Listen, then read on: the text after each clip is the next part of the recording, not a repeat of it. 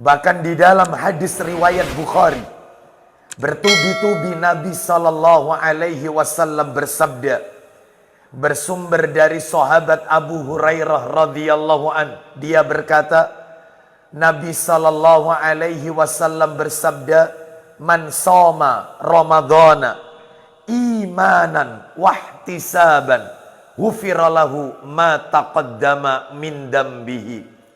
Barang siapa yang berpuasa di bulan Ramadan karena iman dan mengharap pahala di sisi Allah, Allah akan ampuni dosa-dosanya yang telah lalu. Bahkan tidak cukup sampai di sini.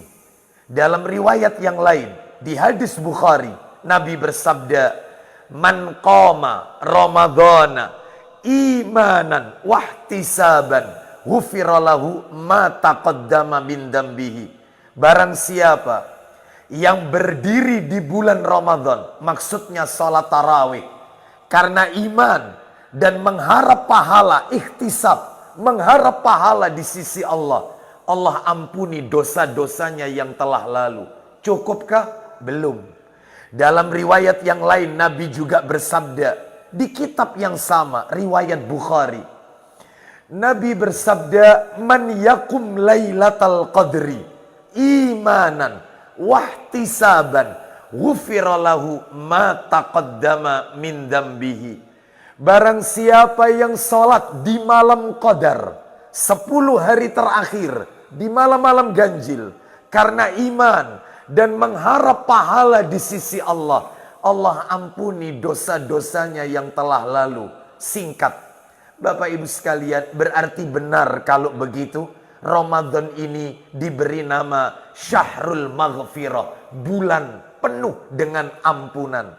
Bahkan tidak cukup sampai di situ. Perkataan Ibnu Abbas radhiyallahu anhuma, beliau berkata, faradha Rasulullah sallallahu alaihi wasallam zakatal fitri tuhratan lis-saimi minal lagwi warrafats. Rasulullah sallallahu alaihi wasallam mewajibkan zakat fitri atau zakat fitrah bagi orang-orang yang berpuasa untuk mensucikan dari semua perkataan kotor dan perbuatan-perbuatan jahat selama orang itu berpuasa. Ini menunjukkan kepada kita bahwasanya zakat fitri yang akan kita tunaikan nanti di akhir Ramadan juga sebagai pembersih dari dosa, kesalahan, perkataan kotor, dan hal-hal yang mengarah kepada rafats. Apa itu rafats? Hal-hal yang mengarah kepada perbuatan zina. Bapak Ibu kaum muslimin dan muslimah rahimani wa rahimakumullah. Sekali lagi semoga Allah ampuni semua dosa-dosa kita. Malam hari ini sebagaimana tema yang telah disebutkan di depan, orang-orang yang dirindukan oleh pintu surga, berangkat dari sebuah hadis riwayat Bukhari dalam kitab sahihnya Sahih Bukhari, di hadis yang ke-3257, bersumber dari sahabat Sahal bin Sa'ad radhiyallahu an. Dia berkata, Nabi sallallahu alaihi wasallam bersabda, fil jannati samaniyatu abwabin fiha babu yusammur rayyan la yadkhuluhu illa shaimun. Yang artinya, di dalam surga terdapat 8 pintu. Salah satu daripada 8 pintu tersebut diberi nama Ar-Rayyan. Pintu itu tidak akan pernah bisa dimasuki kecuali oleh orang-orang yang berpuasa. Pintu Ar-Rayyan adalah pintu khusus bagi mereka yang berpuasa. Semoga kita termasuk di dalamnya. Berangkat dari hadis ini, maka hadis ini mengandung banyak pelajaran Bapak Ibu. Tapi karena waktu kita singkat, kami akan sebutkan beberapa di antaranya. Pelajaran yang pertama adalah kita wajib mengimani semua berita yang datangnya dari Nabi Sallallahu Alaihi Wasallam, terutama berita-berita gaib. Salah satunya yang Nabi sebutkan dalam hadis tadi, Nabi berbicara tentang surga dan pintu-pintu surga. Ini adalah perkara gaib. Perkara yang tidak bisa dijangkau oleh akal. Perkara yang tidak bisa tersentuh oleh logika. Perkara yang tidak bisa nampak oleh panca indera. Tetapi wajib kita imani. Karena Nabi tidak mungkin berdusta atas nama Allah. Apa yang Nabi ucapkan itu wahyu dari Allah. Wa ma yantiqu anil hawa in huwa illa wahyu yuha. Itulah di surat An-Najm ayat 3 dan 4. Tidaklah yang Nabi ucapkan berdasarkan hawa nafsunya, tetapi yang Nabi ucapkan wahyu dari Allah Azza wa Jalla. Sehingga sikap kita seorang muslim sami'na wa ata'na, karena Nabi ucapannya tidak boleh dipermasalahkan. Ucapan Nabi tidak boleh ditolak. Ucapan Nabi tidak boleh ditinggalkan. Maka kita wajib mengimani berita yang Nabi sampaikan. Apalagi perkara-perkara gaib yang lain. Turunnya Isa alaihissalam. Nabi mengatakan nanti akan keluar Imam Mahdi. Akan keluar yaitu Dajjal. Akan muncul Ya'juj Ma'juj. Ini semua berita gaib. Sami'na wa ata'na. Karena Allah berjanji mereka yang beriman dengan perkara gaib, itulah ciri orang yang bertakwa. Allah sebutkan dalam surat Al-Baqarah di ayat yang kedua dan 3. Setelah Allah mengucapkan, setelah Allah berfirman Alif Lam Mim, lalu Allah mengatakan dalam firman-Nya, "Dzalikal kitabu la raiba fi hudal lil muttaqin." Kitab Al-Quran ini tidak ada keraguan di dalamnya.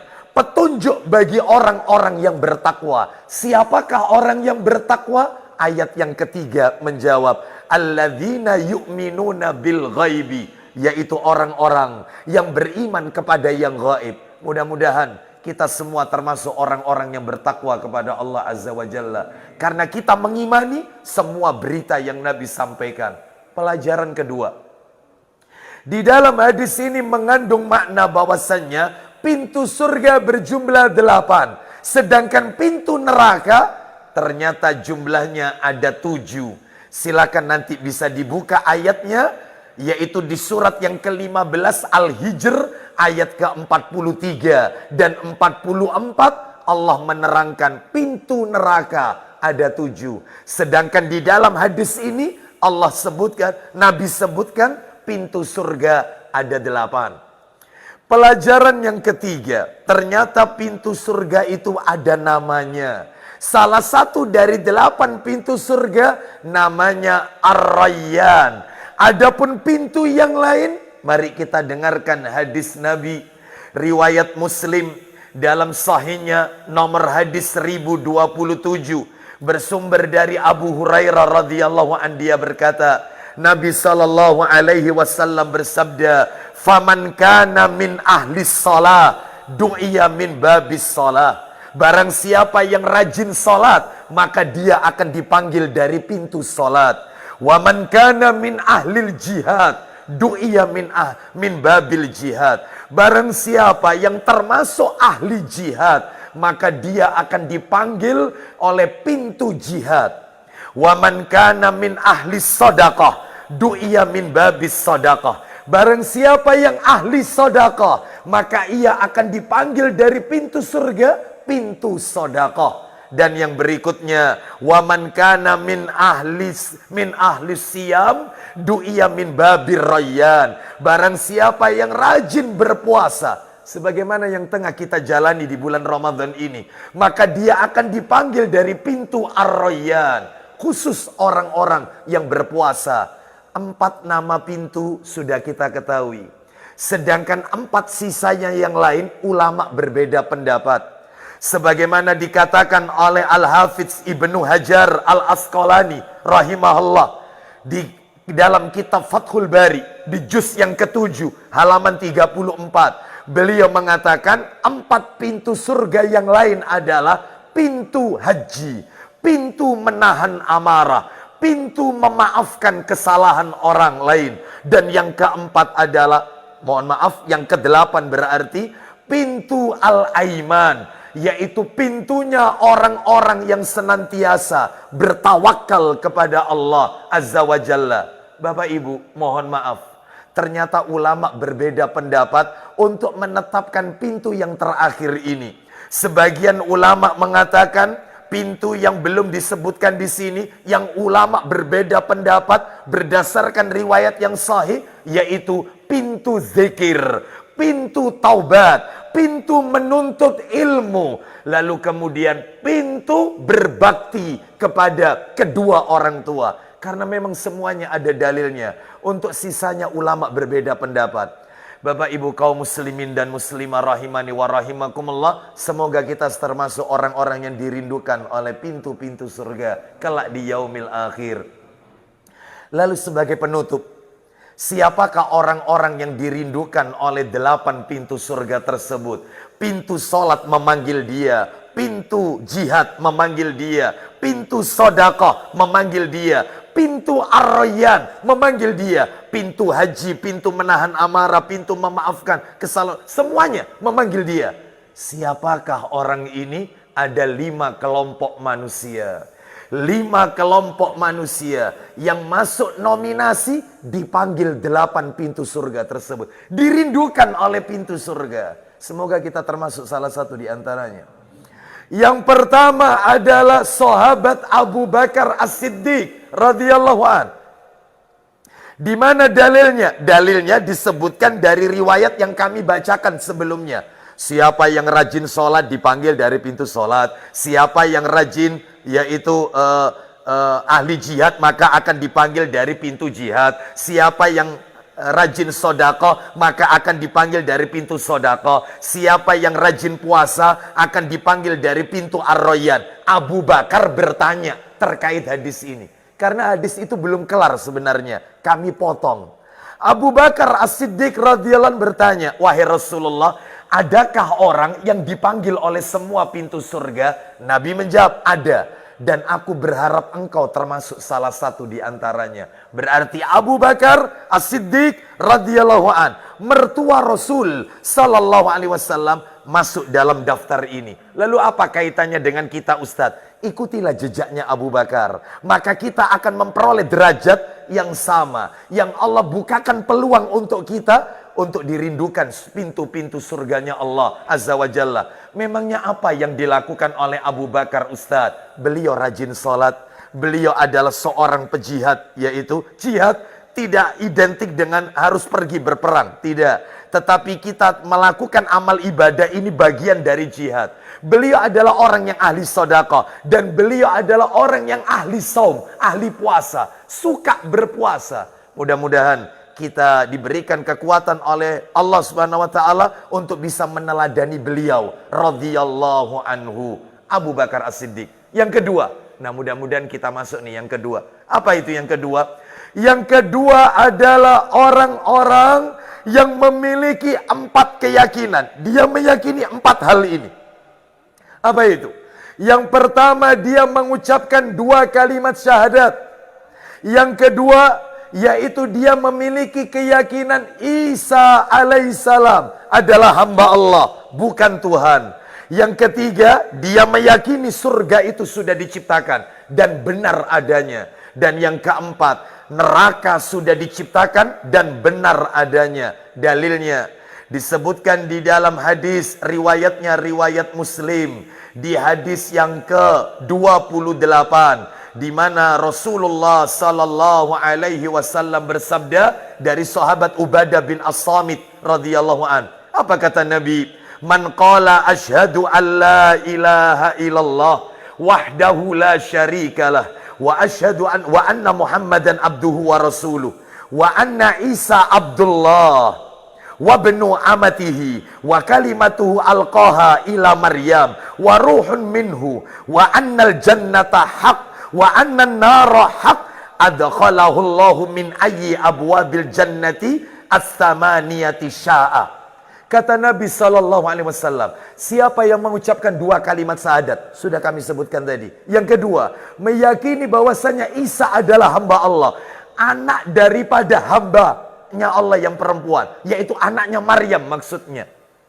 Lalu kemudian dia meyakini surga itu ada, neraka itu ada. Maka Allah Subhanahu wa ta'ala akan memasukkan mereka, yaitu ke dalam pintu-pintu surga dari 8 pintu surga mana saja yang dia kehendaki. Bebas, boleh memilih, karena semuanya memanggil dia.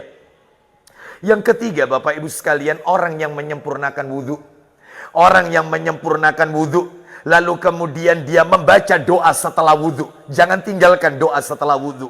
Sebagaimana disebutkan di dalam hadis riwayat Muslim, nomornya 234, dari Uqbah bin Amir radhiyallahu an, dia berkata, Nabi sallallahu alaihi wasallam bersabda, "Ma minkum min ahadin yatawaddau fayublighu au fayusbihul wudu'a summa yaqul." Tidaklah seorang muslim, tidaklah seseorang dari kalian yang berwudu lalu memperbagus wudunya, lalu dia membaca doa, asyhadu an la ilaha illallah wa asyhadu anna muhammadan abduhu wa rasuluh, illa futihat lahu abwabul jannati samaniyatu yadkhulu min ayyiha syaa. Melainkan akan dibukakan baginya 8 pintu surga, dia bisa masuk dari pintu mana saja yang dia sukai, bebas. Karena semua pintu merindukan dia. Jangan tinggalkan doa setelah wudhu dengan redaksi doa yang kami bacakan tadi. Yang keempat, khusus ibu-ibu yang keempat.